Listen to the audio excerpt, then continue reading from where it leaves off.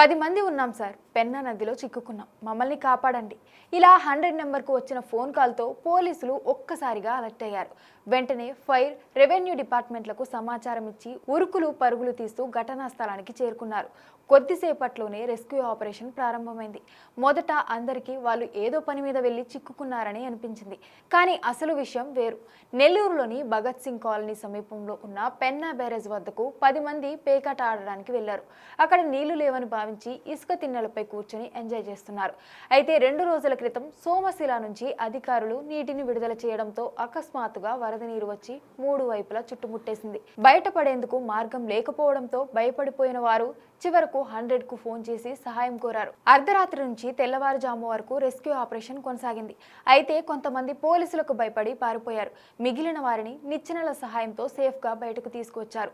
మంత్రి నారాయణ సహాయక చర్యలను స్వయంగా పర్యవేక్షించారు.